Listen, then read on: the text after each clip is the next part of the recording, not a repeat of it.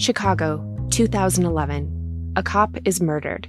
Police and prosecutors swear they have the trigger man. He swears he didn't do it.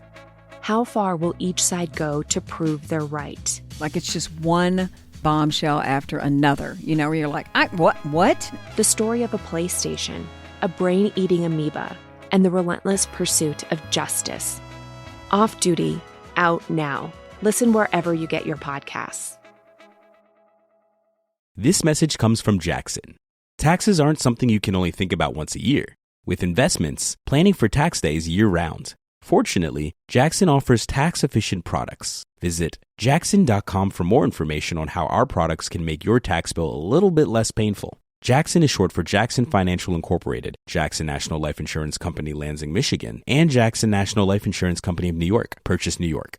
Howdy, howdy, ho, and welcome to Fantasy Fan Fellas. I'm Hayden, producer of the Fantasy Fangirls podcast and your resident lover of all things Sanderson. And I'm Steven, your bookish internet goofball, but you can call me the Smash Daddy. And we are currently deep diving Brandon Sanderson's fantasy epic, Mistborn. But here's the catch. Steven here has not read Mistborn before. That's right, hey. So each week, you'll get my unfiltered, raw reactions to every single chapter. And along the way, we'll do character deep dives, magic explainers, and Steven will even try to guess what's next. Spoiler alert, he'll be wrong. Newsflash, I'm never wrong. Episodes come out every Wednesday, and you can find Fantasy Fan Fellas wherever you get your podcasts. Hello, and welcome back to the Psych Legal Pop Podcast. This is a podcast where we talk about popular culture through the lens of an attorney and a therapist. I'm the therapist, Tess Brigham. And I'm Brooke Brigham. I'm the attorney. And we are back. We are covering a new Netflix 3-part documentary called Bad Influence, The Dark Side of Kidfluencing. It's a very hard word to say. Kidfluencing. Yeah. And so we have a quick synopsis to kind of give people a sense of it, and then we're gonna be talking about it and different themes and such. So, okay, so this is actually from an article in the Guardian. Okay, the 3-part documentary focuses on the rise and, if not fall, then a forcible diversification of child, then teen social media star Piper Rockelle and her mother and manager Tiffany Smith. After Rockelle's success within the bizarre American phenomenon that is the toddler and child pageantry circuit, Smith took her onto social media. To increase her daughter's appeal and her YouTube channel views and follower numbers, Smith gradually added other children, friends, performers, to Rockelle's videos, and they became known and loved by their ever-growing audience as the Squad. Smith's much younger boyfriend, Hunter Hill, would film the videos as she directed. At her peak, Rockelle was making more than $500,000 a month from her content.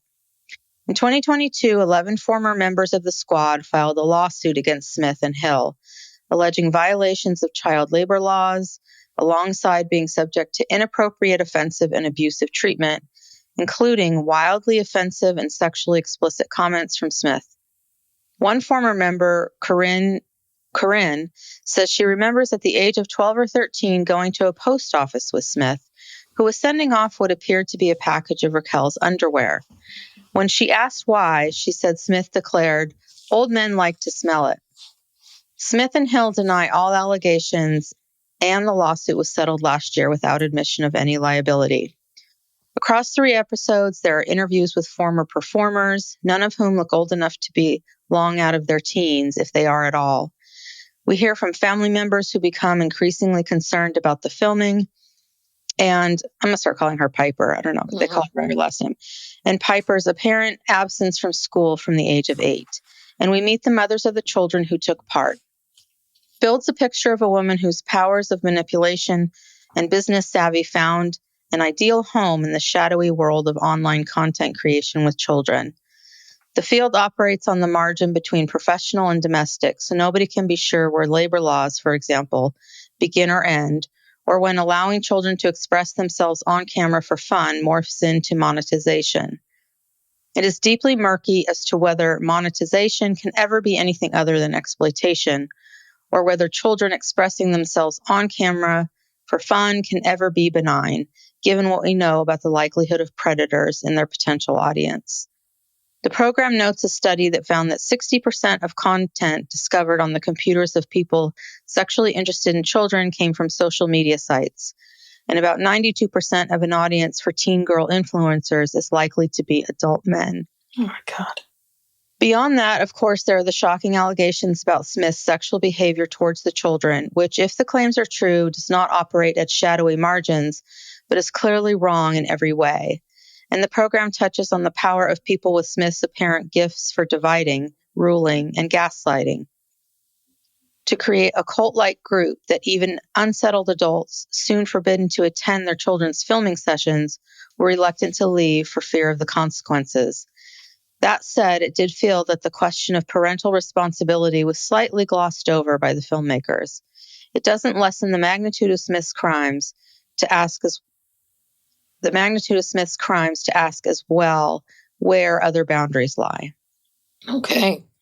Well, what did you think high level of the whole thing? I just thought it was obviously disturbing and just strange. Like, I didn't even know that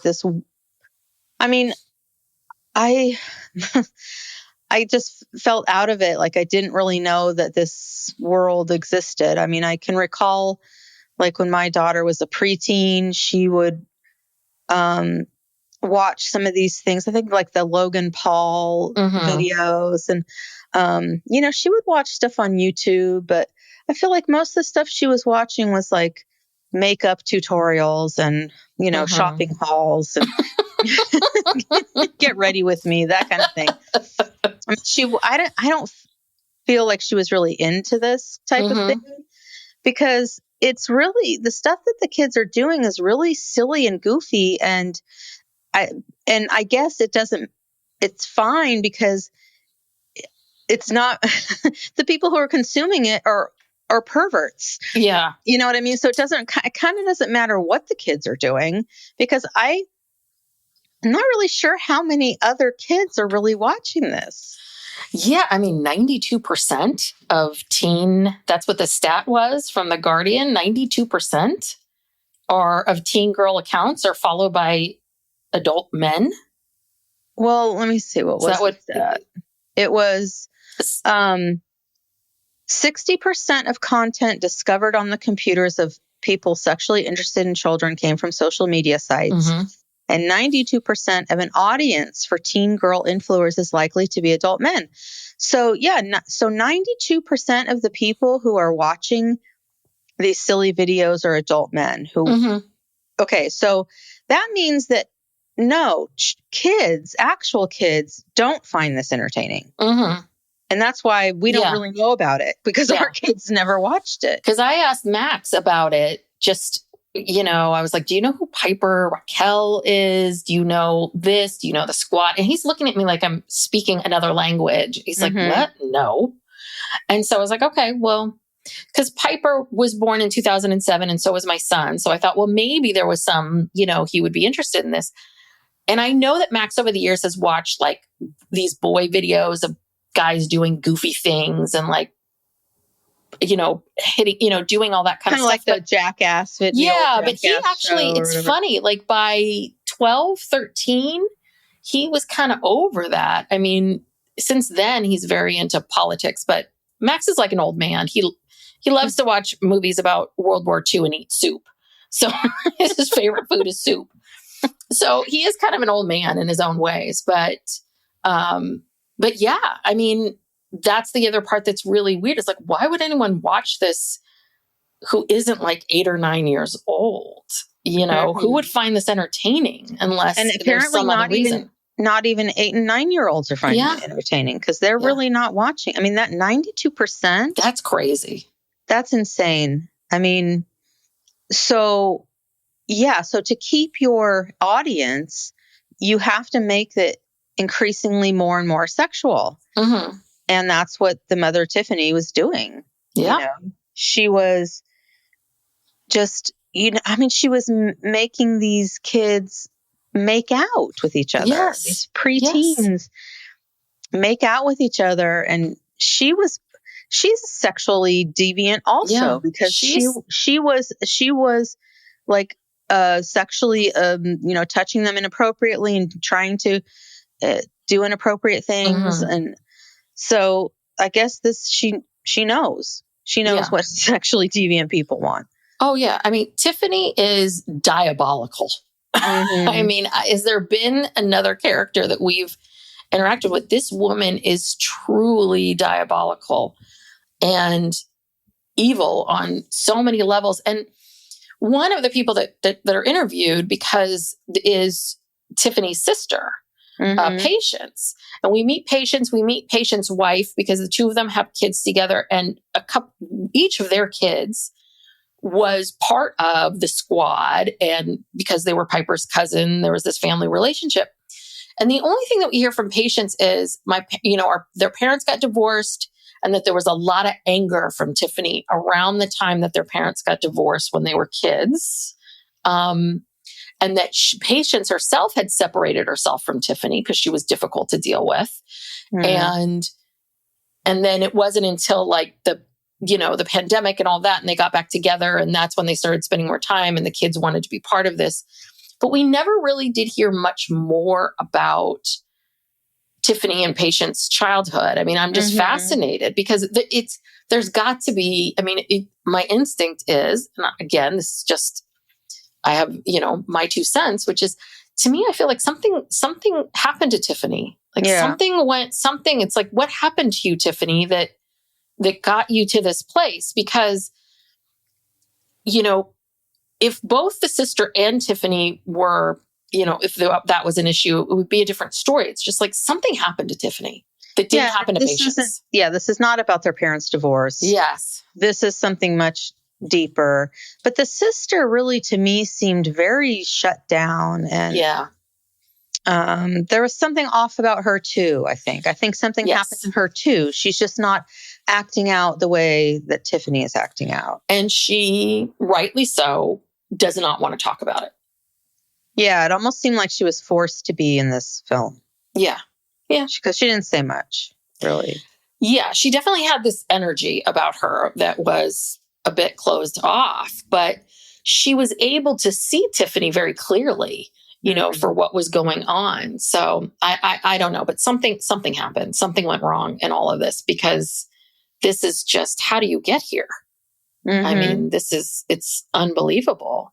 Yeah, I mean, she groomed these kids and she gained the trust. This is a classic cult behavior. Yeah, like they're grooming and then getting the parents to trust her. And I think that the Guardian, article is right in that we did kind of gloss over the parents' responsibilities. They brought all these parents on who look like all the mothers, who all look like perfectly nice people, I guess, with seemingly good intentions. And I mean, are you that desperate to have your child be on, some highly, downloaded YouTube show, which is downloaded by, again, a bunch of perverted men, that you would just give your child over to this? And then she says, oh, well, you can't watch the filming anymore. And I mean, that's disturbing too, is that in our culture now, like the biggest thing is to be famous in some way, shape, or form, even if it's YouTube famous, Instagram famous, Instagram model, you don't have to be the traditional, now we have these outlets where people can be very successful. And it was like, they seemed to be so excited at the prospect that their kids would be involved in this. And the number of hours that went into it, I mean, that's not healthy. Yeah. So that's, because when they filed the lawsuit, there was a lot of criticism of the parents. We saw that on the comments. Like a lot of people were saying things to the parents, like, this is on you, blah, blah, blah. And the parents, few of the parents did defend themselves because they feel like they were manipulated too. And they were, they were sort of roped in. The one thing that really bothers me about all of this is I can see how a parent might say, well, I thought my child wants to be, because they were all like actors. They all were doing other things, right? A lot of them were actors going out on jobs and ended up becoming a YouTube sensation or whatever it is. I could see how they might approach this and say, okay, well, my kid enjoys doing this. They seem to be having fun, but your kid is disappearing for 12, 13 hours a day. Like that's the part that I'm a little bit like, it'd be one thing if the hours were 9 to 5 and there was someone on the set and they were just being taken and you didn't know it, blah, blah. But there's a little bit of like, but your kid's been gone 12 hours. Like you're not even going to stop. Or maybe Tiffany manipulated them so much of like, oh, they're just spending the night. No, they're not filming. Oh, they're just having fun. I don't know. I don't know what she told these parents, but it did feel like there was that one parent, the parent of Sophie, Heather. This was another part about the documentary that was very hard, was there were a lot of kids and it was hard to keep track of all the kids. And then you had to keep track of the parents and then which parent with whomever. So, and you see the kids in various ages. Like you see them when they're much younger and then you see them present day and So I think that's Heather. Heather is the mother of Sophie. Hopefully I got that right. And I think they were the ones that moved in and lived there. And so that mother, she was the one with the blonde hair. The long blonde hair. And she was interesting because there was this thing of like, almost as if she knew it was bad, but she felt like she had to stay to protect Piper, or, it was just, there was a lot of weirdness happening here. A lot of it. Yes. Cause Tiffany bought this big home in the Hills. LA? Yeah. The Hollywood Hills. Yeah. Hollywood Hills. Bought this big home and that was the home base, and Heather and her daughter moved in, and that's where these kids would spend like 12 hours a day. Mm-hmm. And, we don't know what was going on during that whole time. Because the footage, I wonder how they got that footage, because they show all this footage of the kids inside the house and filming these scenes. And, that would have been Tiffany and Hunter's property. I'm not quite sure how they got a hold of that. Didn't know if maybe someone else, like one of the kids, was filming at the same time and just happened to get that and gave it over to the producers. That I was wondering about that as well. Because I could see how if there was raw, unedited footage, but that would be Hunter and Tiffany's as well. So, because they show them when they're trying to set up this scene where, I don't know if it was Piper or another girl, kissing this boy, a little bit, when she gets a little bit older, but not much, like 12 years old. And that was another thing too. They started heavily sexualizing it and making couples. The relationships. The ships. Yeah. And I mean, just pushing these children to be making out on film and that's why it's really something else, really creepy. Yeah.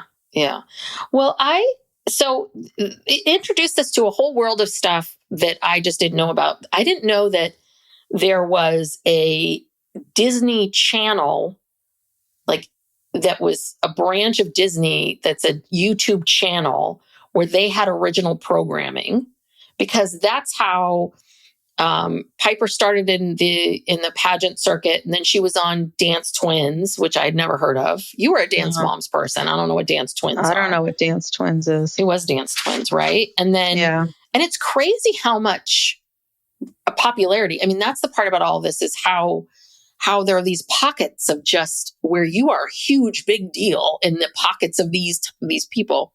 So she goes to Dance Twins, they move to LA, and she gets this role on the show Manny, which is like this male nanny, and it's a kid's show, and it looks very much like Nickelodeon or, and those Disney shows. I didn't even know that existed. I never heard of that. And then pretty soon, right, Tiffany loses her mind when Piper's not getting most of the lines or all the lines. And that's when she kind of pulls her out. And And, she starts this whole thing. You have to give Tiffany some credit because she really did sit down and study YouTube and studied like what is going to work, what's not going to work. And she put her child in the center of it. And she was monetizing and making so much money off of her kid and all of these other kids. And it was kind of crazy how these parents were acting because they didn't even really know how much money Tiffany was making. They didn't even know their kids were doing all these videos, and she never offered to pay them. She never offered anything. Yeah. And at one point she was making like $500,000 a month. Yeah. Off of YouTube. Just YouTube. There's lots of other streams. There's brand deals. There's all of it. So, and she paid them nothing?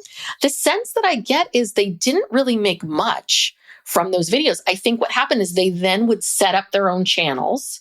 So they would set up this other channel so that they themselves, like the kid Sawyer. So Sawyer's channel, I think he made money from his own channel, but he was regularly doing things on Piper's channel and not getting anything. And I think that's the other part of it too, that why it's very, very hard to stop this is there are so many kids out there that, and especially in this kind of industry where people they think they want to do anything for fame.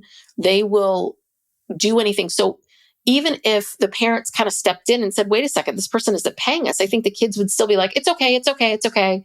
I don't need to get paid. I don't need this. I don't need that. I think Tiffany really was able to capitalize on how much the kids wanted it, how important it was, and the fact that it was the wild, wild west and that there weren't any regulations, coupled with like this cult, she must have studied cults because that's also what she was doing. But all the kids say, they interview the kids present day, and they all say that at some point they became very uncomfortable. And it was almost like they couldn't say anything.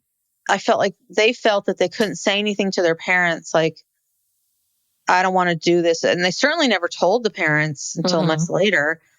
And they couldn't say, I don't want to do this because they had already invested so much into this. And it was really sad how, God, children are just so, vulnerable and easy to exploit. Yeah. Knowingly or unknowingly. Because I really feel like the parents unknowingly exploited them. And obviously these kids didn't feel comfortable enough to go to the parents and say, I don't want to do this. This isn't right. Maybe some of them did. We just didn't hear from them because they're not in the documentary. But yeah, that's why, it's so hard for children to speak up because especially Piper, her mom's just going to give up $500,000 a month because Piper doesn't want to do this anymore. Yeah. What's crazy is that in the last episode, we hear about how, so I guess that when the lawsuit was filed, YouTube, sort of their way of punishing you is we're going to take away your ability to make money off of ads. And that was huge. And so Tiffany had to diversify. She had to figure out like, if she's not going to be making money from ads, I've got to figure out other ways for for Piper to make money. And that's the part that is really just diabolical because obviously they had enough money to live. If you're making on average $6 million a year for a couple years, you can live off that forever. You can live off that for a long, long time. And so there's that's the part that really hit me was, oh, wow. When YouTube stopped, it wasn't sort of like, oh, you can go on vacation now. It was like, oh no, you've got to find new ways to make money. And I sadly think next step is, Piper's going to be on OnlyFans. Yeah. And she's turning 18 this year. I don't know when her birthday is, but she's turning 18. And it makes me wonder, is she so indoctrinated and she cannot see straight that she is going to stay there and keep going? Or is she going to pack her bags and go? And I really hope she packs her bags and goes. Yeah. Cause I don't think they addressed this at the very end, but is she still on social media or at all? Or I don't know. She completely off. Well, she joined these other platforms that are even more questionable, like these other platforms they were talking about. She joined Snapchat and Brand Army.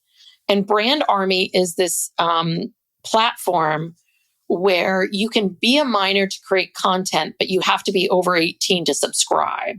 So it's almost a little bit like it's inviting pedophiles. Yeah. And also there's lots of what's happened now is now Piper's 16, as we see her going along. She's 16, 17. And exactly what I think everyone thought was going to happen is happening, which is bikini pictures. She's getting more provocative. She knows what she needs to do. And I unfortunately think that she's, I think her mother has convinced her that this is the only way to go. Yeah, this is the only way to be, and you have to keep doing this to make me happy, and this is your life. And she is trafficking her child. She is prostituting her child. No, absolutely. She is. I mean, and she was obsessed with one of the kids, Gavin. He was like 12 years old. This little boy was 12 or 13. Well, who was the one that she tried to kiss? Was that Gavin or no? Well, yeah, she kissed Reagan, who is trans and very open about being trans, and that was one of the things that Reagan talked about. Was Reagan said, "I've always been very open about my journey and my transition." But Tiffany would ask a lot of really probing questions. Like, yeah, she was obsessed with him. Yeah, just like, when are you going to get this surgery? Are you going to get this surgery? And this, it's like, whoa, that's really none of your business. So yeah, that's who she kissed. But she obviously, there were more than one incident, it sounds like, with all the kids where she, would almost hold them down and touch them. That one girl, they describe her like sort of sneaking up on them, and she would start, she had this alter ego when she would start molesting them, like, I forget the name. Lenny, the dead cat. A dead cat. She would talk in this weird voice, and she would start just like rubbing their bodies all over their bodies. And then she was doing other stuff, like the girl, I think it was I can't remember names. I'm sorry. But there was a girl who described how, she would pin her down and do that thing where you hang a loogie over someone. Yeah, that was Claire. That was her niece. Her niece. And that loogie thing, that's what our father did to his brother when he was 8. You know what I mean? Like, those are the stories we grew up with. But that's what like little boys do to each other. Boys do. I mean, she was sadistic. Yeah. And she had like 70 cats. It was so in one house. That sounds disgusting. They were talking about how, I can't remember what it was. It was something like, her cat food bill was like $10,000 a month. Yes. That was one of the reasons poor Piper's having to put on bikini photos to for these cats. And that's the other problem too, is that, when you see these stories, there's always these common themes. And a common theme with a lot of the stories that we've covered with these documentaries is this weird, like these ways in which they become oddly obsessed with something, where it's almost like Piper's having to work to pay for the cat food. And it's a little bit like, but you don't need 70 cats. Like, there's a way to solve this problem for yourself, but it's like creating problems, creating situations where there's more chaos, even more chaos, and that you can then control this person even more, because now it's about the cats. Your cats won't be able to eat. And then I know you have feelings about her poor pug. Yes. No, this is very important, because when I first saw the pug, I was excited. The pug was named Frank, from like that same name from the, was it Frank? Yeah. But what she would do is that Frank, or the pug, she would create this character through the dog, where the dog was apparently like saying things and doing things to one of the kids, like putting the kid down and, putting the kid down, making fun of them, teasing them. And then, but it wasn't really Tiffany, it was the dog. The dog was doing it.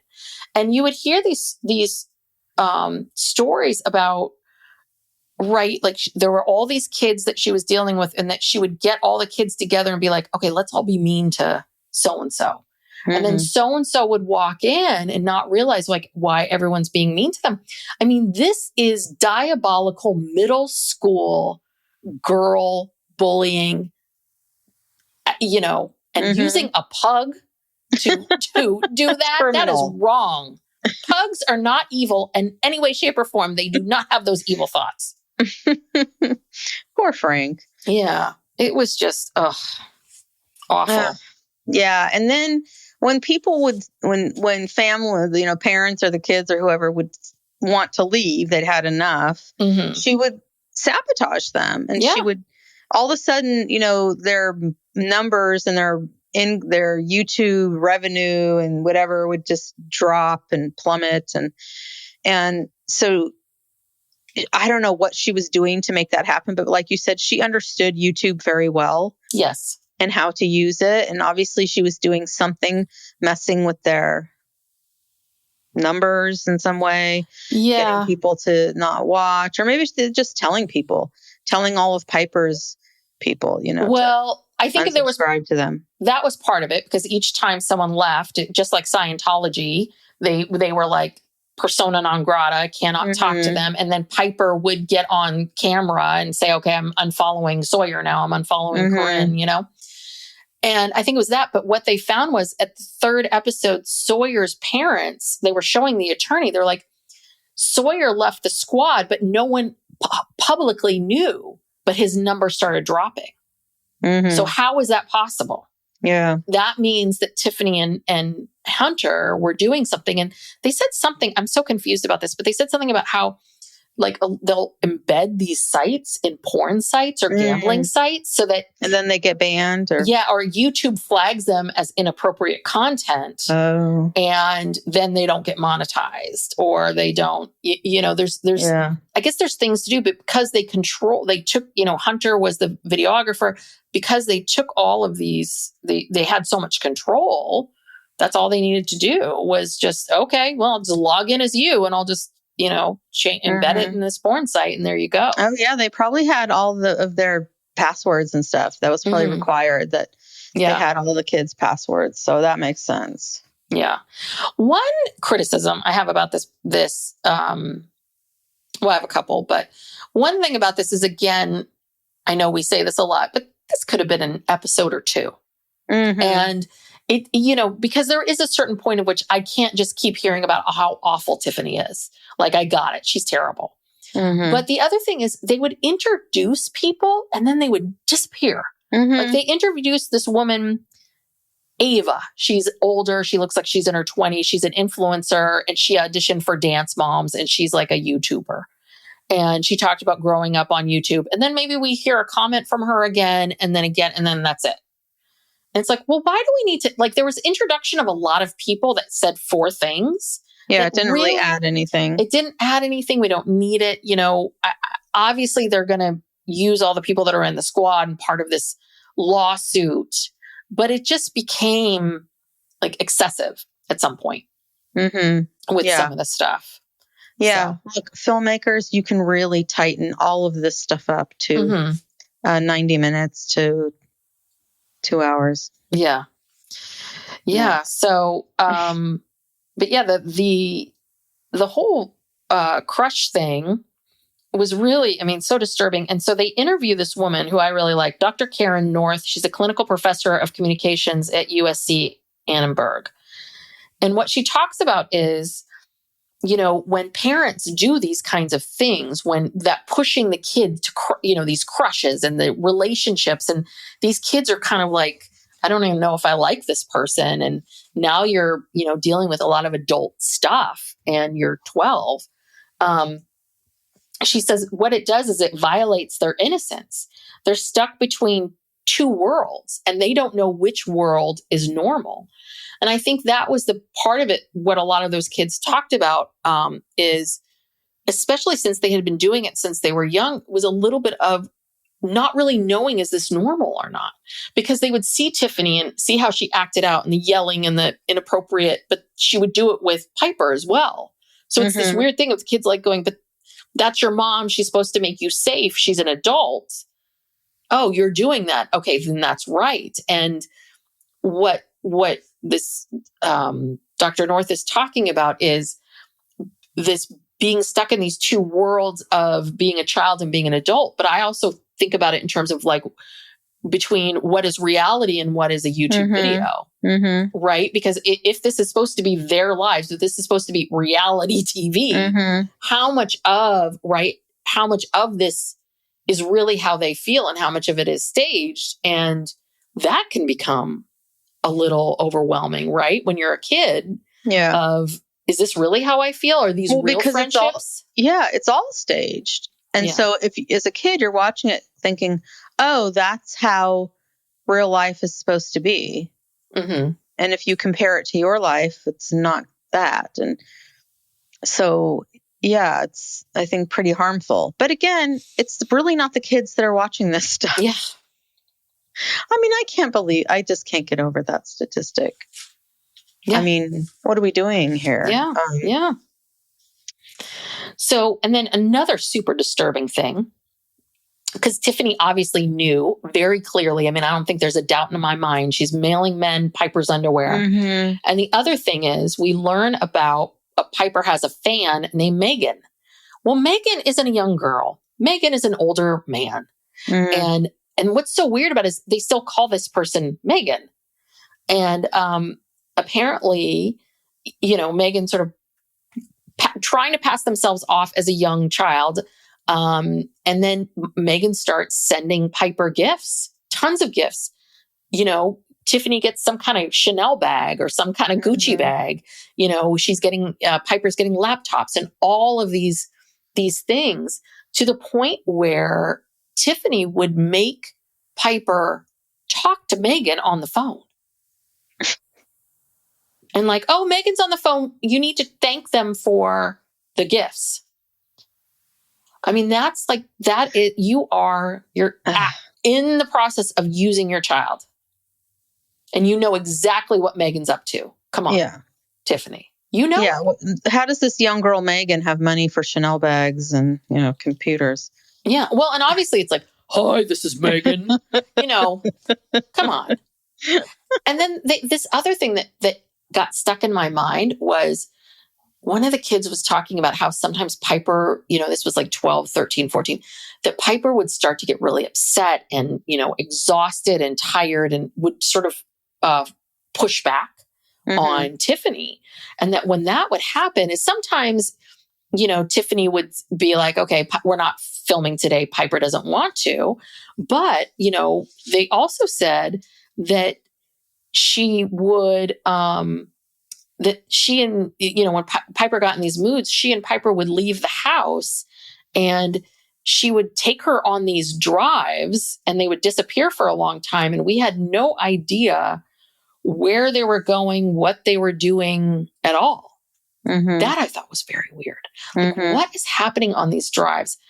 And the other thing I don't know what was happening on those drives, but it does make me wonder, is she's got to be, giving Piper something, some drugs, something. There's something more here that this is, I think she's, I wonder, if she was taking her to meet men. That's what I was thinking. Who contacted, like all these men that are watching this. And almost kind of like, did she do that as a threat? Like, if you don't do the YouTube videos, this is what your life is going to be. You're going to have to do. This is what you're going to have to do. Because God forbid, Tiffany, you go and get a job like everybody else. But okay, Psych Legal Pop, we'll be back after these messages. Chicago, 2011. A cop is murdered. Police and prosecutors swear they have the trigger man. He swears he didn't do it. How far will each side go to prove they're right? Like it's just one bombshell after another, where you're like, what? The story of a PlayStation, a brain-eating amoeba, and the relentless pursuit of justice. Off Duty, out now. Listen wherever you get your podcasts. Hi, this is Hannah Berner from Giggly Squad. Have you ever put on a bra that makes you feel like a goddess? Prepare to be obsessed with the Dream Angels Wicked Bra from Victoria's Secret, the iconic brand behind the world's most comfortable bras. And I only wear the most comfortable bras. The bestseller features an innovative sling for perfect lift without padding, and the fit is chef's kiss. Awaken your inner goddess with new colors and super femme lace embroidery. Find out why this bra has thousands of 5-star reviews and counting. Shop it in stores and online at victoriasecret.com. Yeah. And that's the other thing too, Tiffany, you obviously are bright. You could use your skills for good. Yeah, but it doesn't matter how bright you are if you're mentally ill or, I mean, did I can't remember. There was a bunch of things at the end. Did they say like what she's doing now, what either one of them are doing now? I know they settled that lawsuit because, 11 of the families sued her. And they settled for like $1.85 million. Which isn't a lot divided by 11 people. Plus you have to pay your attorneys. Yeah, it's not a lot, but I don't think they wanted to put these kids through a trial.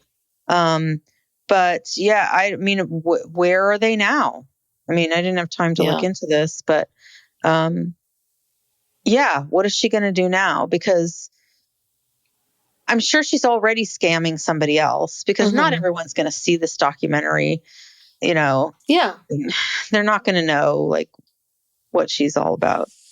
Yeah, I mean, I'm assuming, I can look it up right now. I'm assuming that Piper probably still has her YouTube, right? Even though she's not, think so? She can't monetize it. Well, then why bother having it? Oh, okay. And why can't she monetize it? Because isn't she still being punished? Or maybe they, maybe because the lawsuit has been settled. But they didn't sue YouTube. I mean, I don't think. Okay, here we go.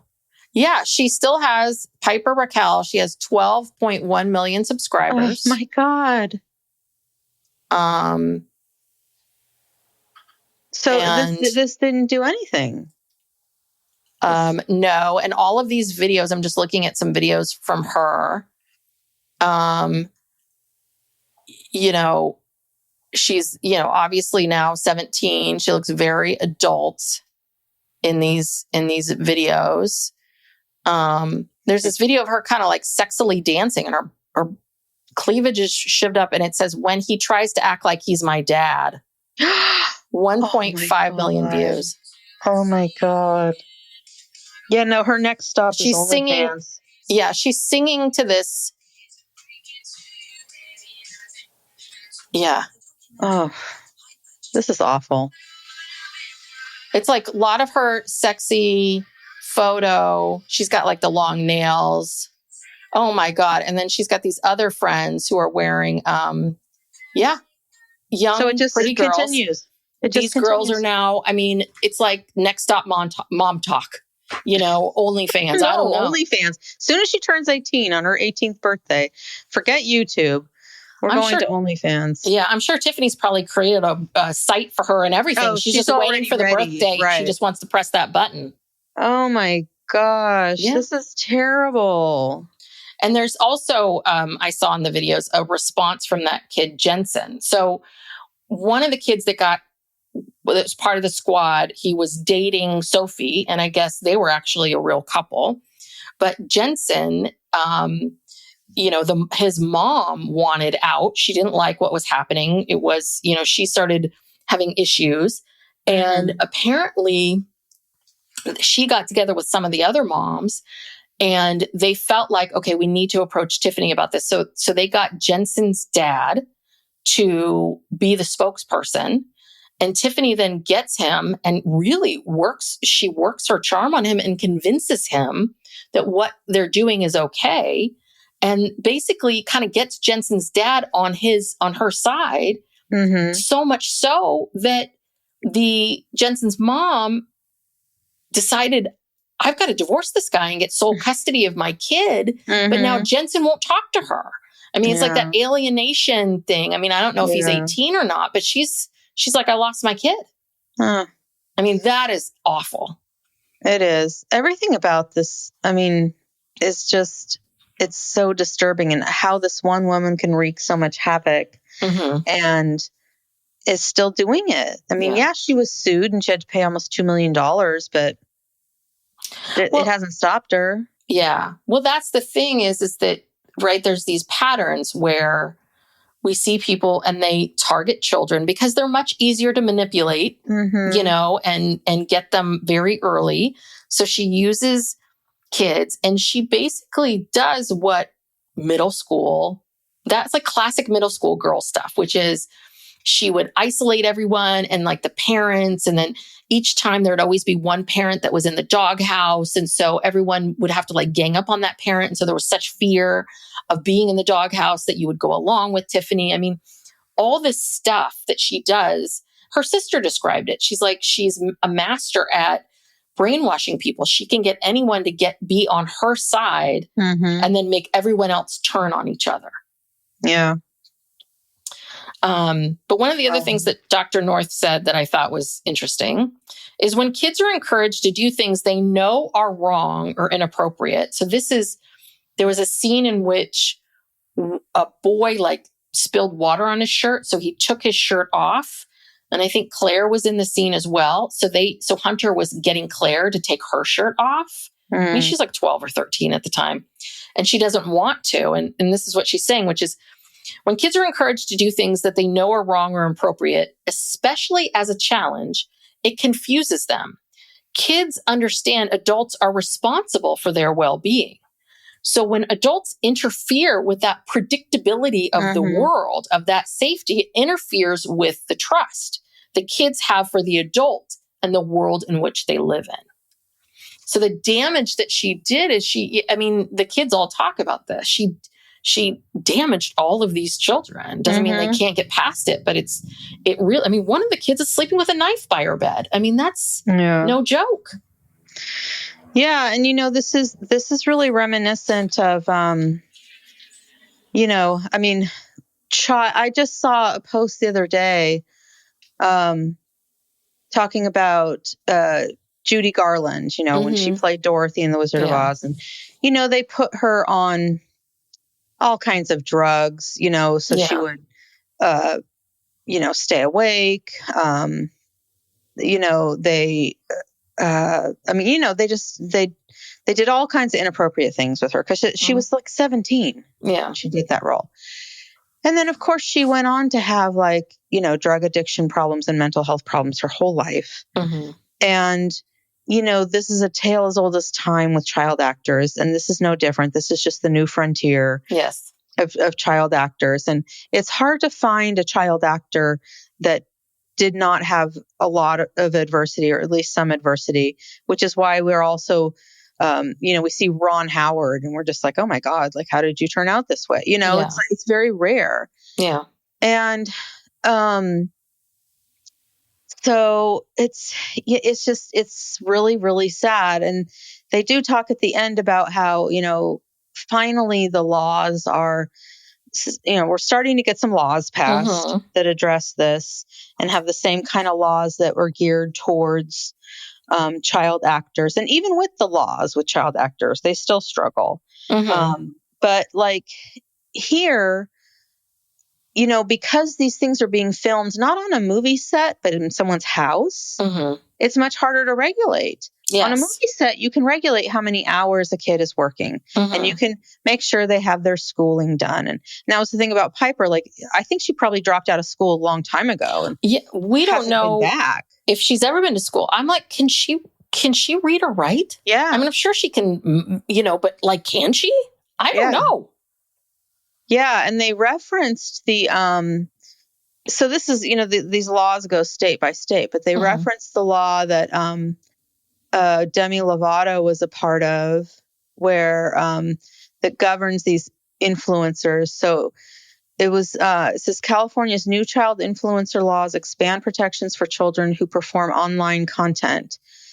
Effective January 1st, 2025, content creators who feature minors in at least 30% of their content must deposit 65% of the minor's gross earnings into a trust account for when they reach adulthood. Child influencers are now included within the definition of child performers who receive earnings protections under California's Coogan law. So, but there's a lot of these, I think this came up in, I didn't watch that Ruby Frank Oh God, I don't Frankie know. I documentary. can't watch that. But I think like one of the reasons they maybe left, I don't know what I'm talking about, but I do know some influencers or these parents who are doing this, they will leave a state once they pass laws like this. They'll move their family. Uh-huh. And is that what Ruby Frank did? Is that why? Because I think they moved at one point, right? I think they did move from one state to another to avoid some laws, but like I said, I didn't see the documentary, so I'm not sure what states were involved. But I do know, people are moving out of California. Yeah. In order to kick, because there are people who their entire livelihood is, and their family content that they put out there, and 30%, that's doesn't take much. If your channel or your whatever is about your family, and a lot of those the trad mom stuff, it's all your kids are in all of it. Yeah. So to avoid having to put the money, 65%. Yeah, that's pretty. That's more than the Coogan. Yeah, the Coogan is only like 30. Yeah. Yeah. Yeah. So these now, at least in California, these child influencers have more power than child actors. Yeah. Well, but I'm glad California passed it, because a lot of these kids are here, and it's like, maybe it will, but change things. But then you're like, how do you regulate that? How do you know? Because you're doing it inside your house. Yeah. But also, who is going to be monitoring? Yeah. Like, you need infrastructure. You got to have someone monitoring what's going on. Because I know I've had clients that worked at YouTube. I know YouTube has all of these people that really their job is to look for questionable content and get rid of it. But YouTube's not going to pay for that. They're protecting themselves. Like, you would need a governing body to constantly be looking and making sure and tracking and seeing, like, wait a second, are they violating this? Are they violating this? What are they going to do? Go out there and view every bit of content on the internet that involves children? No, it would take an army of people working around the clock. Yeah.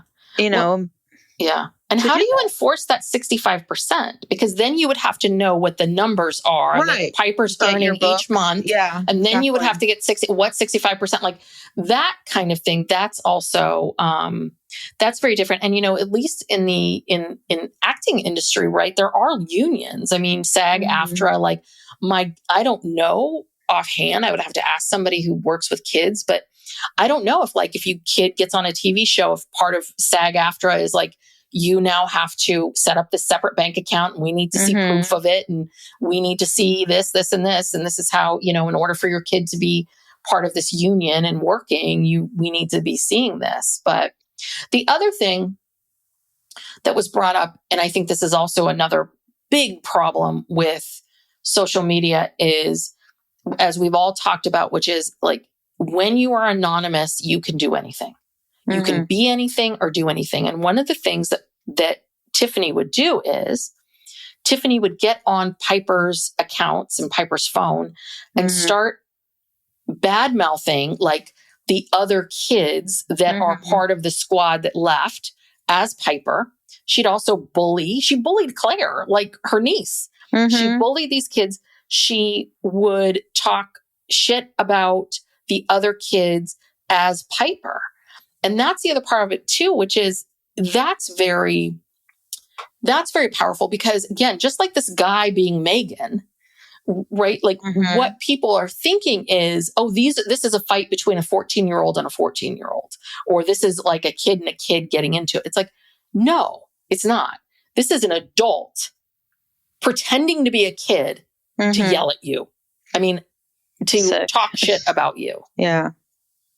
But you're the kid, and so you don't know who that is. I mean, that's the part about all of this, the levels of it, of how just, like how damaging, damaging and difficult. There was something else. I just like this Dr. North. She said something else that I thought was really smart. Where is it? Oh, and this is what I wanted to talk about, which is, so from my experience, when I first started working with millennials, back in 2012 or whatever, the one thing that I noticed about them that felt very different than when I was in my 20s was how they struggled with intense judgment, like such fear of judgment of self and others, and of making mistakes. And there was a lot of perfectionism that I saw. And the thing is that, and what Dr. North talks about is that what's happening is social media is interrupting what children need, which is when everyone is able to comment on your mistakes, you never have the freedom to try things and do things.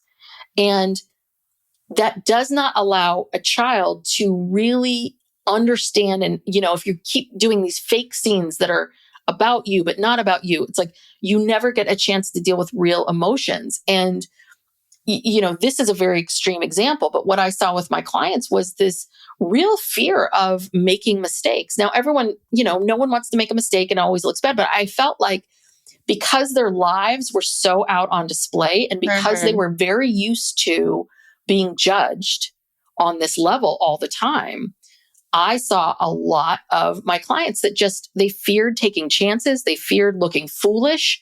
They feared, right? Wouldn't ask this person out on a date because I didn't want to look foolish because they just had never allowed themselves to do anything and be foolish. And we see kids today, this has been a big criticism of young adults, which is, there's such a fear-based generation. It's like, yeah, because they've been growing up having people criticize them. And that is not healthy. It is not healthy development for everyone to be able to comment on what you're doing and not doing. So that's my soapbox on that one. And this is a problem. It is a real problem. And I've been, because I think about this stuff all the time. This is what I do. I really think about kids and I really do believe that we have to start addressing these things, the things that the phones are taking away from them. We have to teach them how to be mindful because there is no ability to be mindful anymore. They're struggling with decisions. They're struggling in a lot of ways that obviously young people have always struggled with, but never to this degree because we've never had this before. Right? Like, yeah, it's unreal. Yeah. No, that makes sense. And I think though, I don't know if I would necessarily lump it all into like all millennials or all of the generation. You just happen to be seeing the people who it's affected the most. Yes. Well, I'm seeing people that are anxious in such, and they maybe have a tendency to be, yes, they would have been anxious regardless, but now they're even more anxious. And yes, you would have seen them anyway, but in a different state because look, some people are able to navigate social media and some people aren't. And even people our age get too obsessed with it. And so I think it's more in the hands of the wrong people. It can be more dangerous and destructive than others. Yes. I think that, there's this book I'm reading right now, but it's been slow going because it gives me anxiety. It's called The Anxious Generation, Jonathan Haidt.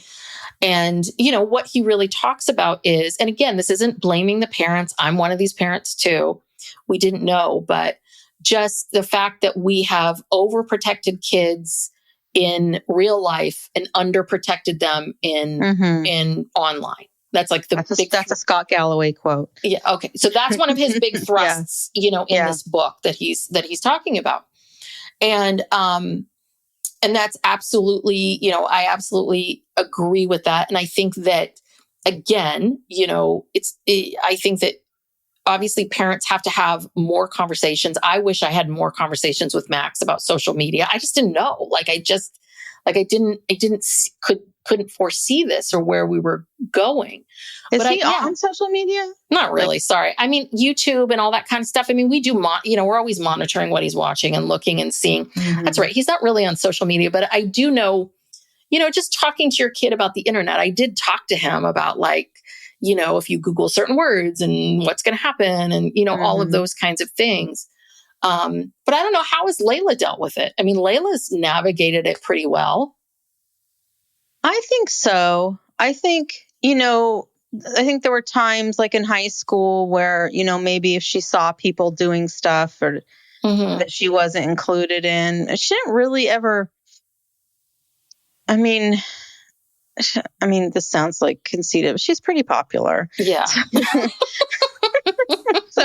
we didn't really run into that. But, she had a few things where, so girls never ganged up on her and bullied her? Or... No, not that I'm aware of. Mm-hmm. Not online. I mean, she had like squabbles with, some friends. And some after eventually they would, work it out. But no, people were not going that I don't know. Mm-hmm. But she never came to me and told me about anything. And she pretty much tells me everything. Yeah. So, well, I don't know. Yeah. On TikTok, she has like 50,000 followers. And I was like, how did you get all these followers? Like, I could barely get any followers. And I mean, she's very set. Like she knows that, yeah, I post about my life. And she is in a bathing suit sometimes because she's in Hawaii and she's at the beach. This is her life. So she's not curating this content, but she's very savvy and knows that there are probably people following for that. Oh, she's had like sugar daddies approach her. Oh, I had someone approach me. I was so excited. I was cool. This guy approached me about giving me $500 twice a week. And do what? I don't know. I would never have to see him or touch him or anything. But I blocked it. Oh, you should have looked into that. I'm like, I just don't. You say, I don't want to, but my sister might. Well, no, it's your aunt. My aunt might want. Yeah. So wait, she's gotten sugar daddies. So what kinds of offers has she gotten? I don't know. I don't think they got like into the nitty gritty. They don't start out that way. They, they can contact you and, so she's had people contact, DM her about stuff. She just like deletes it. But yeah, I mean, a lot of people do that. So it's just a strange world. It's a really strange world. It is a strange world. It is a strange world. And I think the thing is, I think people enter all of this stuff going, oh, well, if I don't have to see them or touch them or, oh, it's a video. How is this right? Like nobody's hurt, Piper's not having to meet these men in person, blah, blah, blah, blah, blah. But it's like, no, it does do damage. It does do damage to a child. Like absolutely. A grown woman who does it intentionally knows what she's doing. She's like, look, I'll do this for this money. That's one thing. But no, children, absolutely not. And young adults too. They're still not fully formed.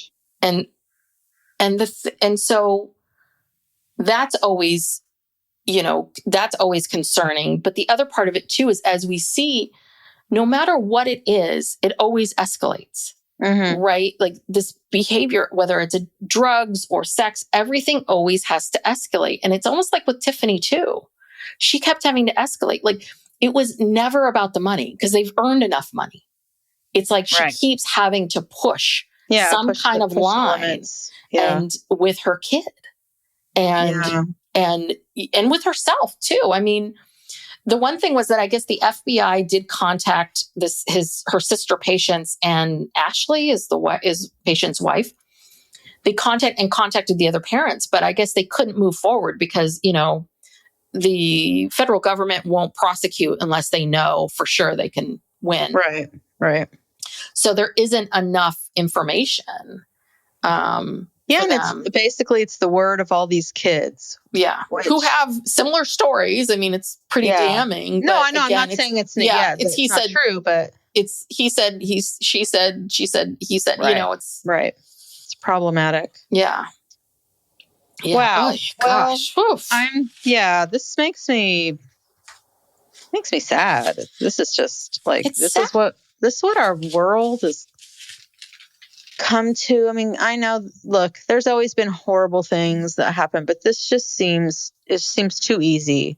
It was too easy for this woman to do this.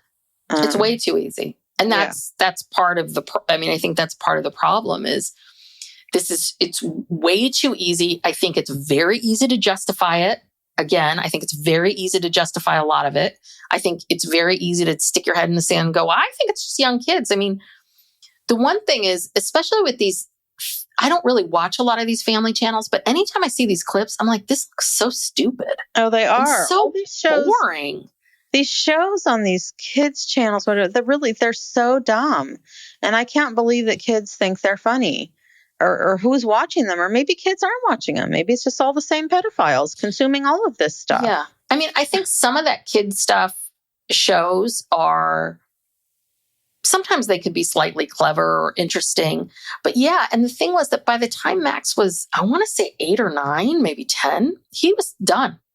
Mm-hmm. And so that's what we're talking about. It's like these families that are doing these goofy dances and running around and creating scenarios and scenes, this really goofy material and content. It's just like, who is, the question is who is watching it? And it's like, come on, this cannot be real people. I mean, I can't stand it. I started following this account because I like to follow dog influencers. My favorite dog influencer is Miss Peaches. Mm-hmm. So I always follow Miss Peaches and to see what she's up to. Like I check in the morning, see what's happening with Peaches and her brother Pete, the beagle. But I started following this other account with Cactus the Rescue, which is the cutest dog, Cactus. He is so sweet. And the guy that owns him is cute too. But he and his girlfriend are now creating this like staged content and it's driving me crazy. It's like, can I just see Cactus in his natural habitat? You know what I mean? Cactus being Cactus, like, there's a cat. He also has a cat and the dog are trying to figure out how to get along. And those two, they're just very cute, both of them. But they're creating the staged information like, oh, do you want to cuddle? He's like, yeah, babe, I want to cuddle with you. Oh, no, I'm talking to Cactus. You're just like, oh, God. And then people are commenting on this. I'm like, what is happening? Just let the dog be.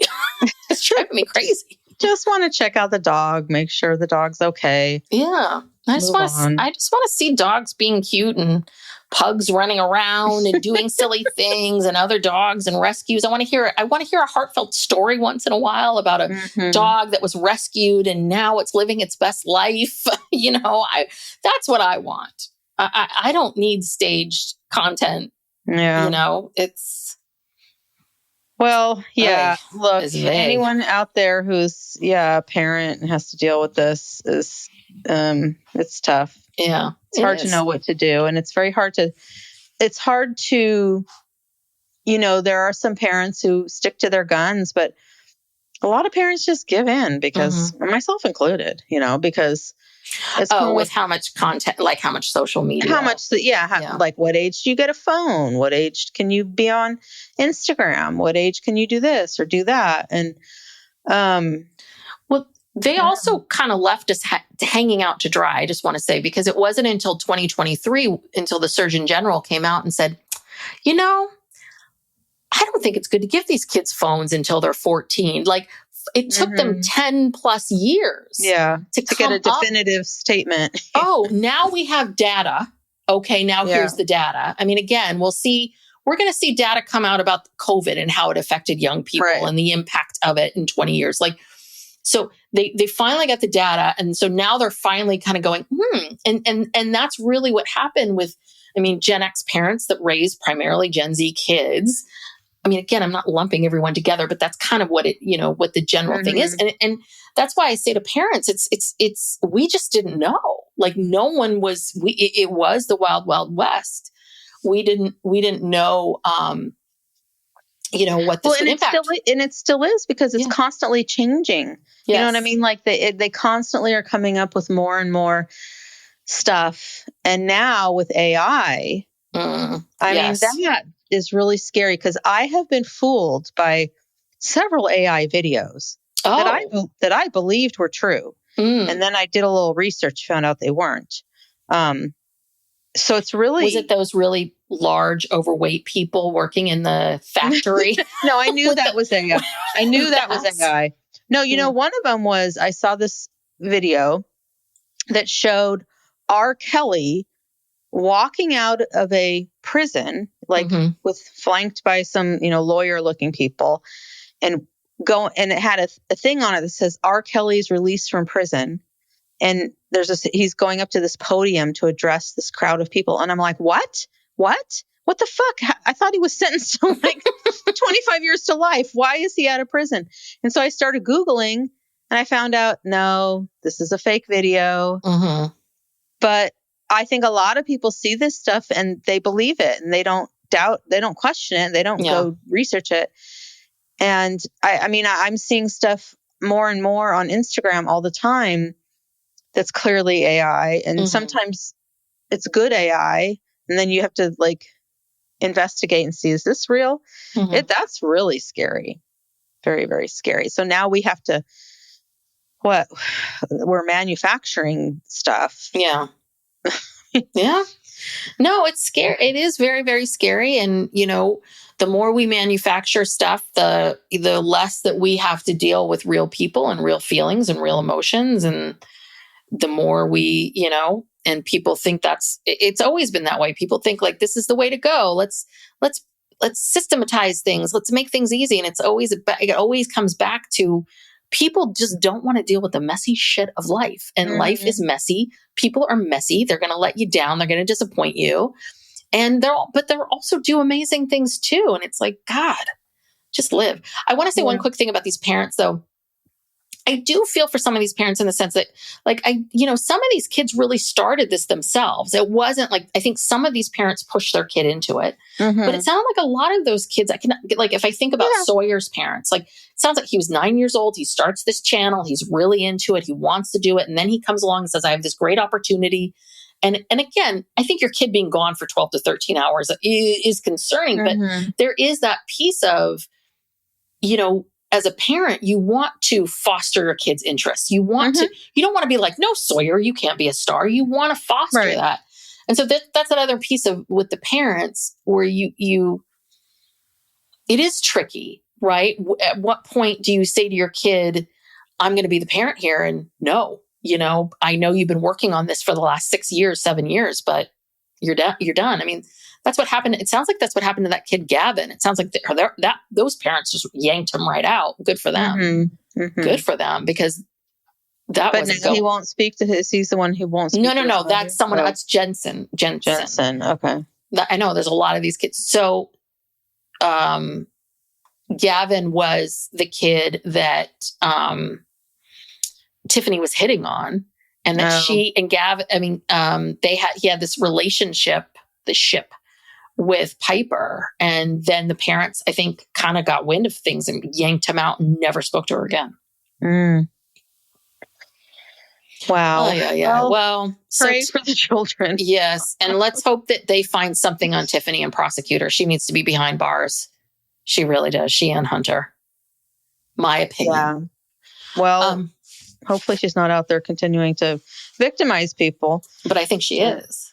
Yeah. And I think as long as Tiffany is free, I think Tiffany's going to victimize people no matter where she is and what she's doing. I think that's unfortunately the issue is true. Something happened to her.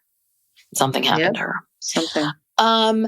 All right. So if you enjoy our podcast, please go check out our Patreon. We do a weekly bonus. We have a true crime for our upper tier, and we also do an Ask Us Anything for the upper tier. So go check us out over there. You get all the shows ad-free as well. If you'd like to support us, you can subscribe to the podcast. You can leave us a 5-star rating and review. Those really do help us. Follow us on social media as we talk about social media. Don't worry, there's no goofy videos. We're like dragging our children out. No, we're not exploiting our children on social media. Go check us out on social media at Psych Legal Pop. And I think that's it. Share, tell a friend about the podcast, spread the word. And we will see you all. We're covering Sister Wives. It's back. So we're covering Sister Wives on Mondays and doing, documentaries and other things on Thursdays. And we're going to start covering the TLC show Poly Family. Yes, we are. Starting next week. Super excited for that one. So super excited. Yeah. If you're into polygamy, if you're, I don't know. If you're into family, if you're into family, We don't know what the show's going to be like, so come along, find out. Yeah, but the preview looks so good. It really does. It really, really looks good. So I'm super excited for that. All right. Thank you so much, everybody. Bye. Bye.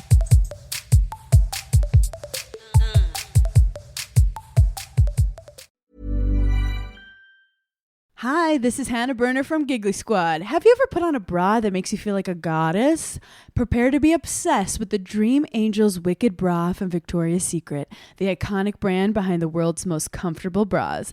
And I only wear the most comfortable bras. The bestseller features an innovative sling for perfect lift without padding, and the fit is chef's kiss. Awaken your inner goddess with new colors and super femme lace embroidery. Find out why this bra has thousands of 5-star reviews and counting. Shop it in stores and online at victoriasecret.com. Howdy, howdy, ho, and welcome to Fantasy Fan Fellas. I'm Hayden, producer of the Fantasy Fangirls podcast and your resident lover of all things Sanderson. And I'm Steven, your bookish internet goofball, but you can call me the Smash Daddy. And we are currently deep diving Brandon Sanderson's fantasy epic, Mistborn. But here's the catch. Steven here has not read Mistborn before. That's right, hey. So each week, you'll get my unfiltered, raw reactions to every single chapter. And along the way, we'll do character deep dives, magic explainers, and Steven will even try to guess what's next. Spoiler alert, he'll be wrong. Newsflash, I'm never wrong. Episodes come out every Wednesday, and you can find Fantasy Fan Fellas wherever you get your podcasts. Give me a mountain with lots to do. Give me the sunshine, give me a dew. Give me something simple and true. All I need is sunshine and a cool, refreshing mountain dew. So give me my good friends, give me a dew. Grab some friends and an ice-cold Mountain Dew today. Mountain Dew.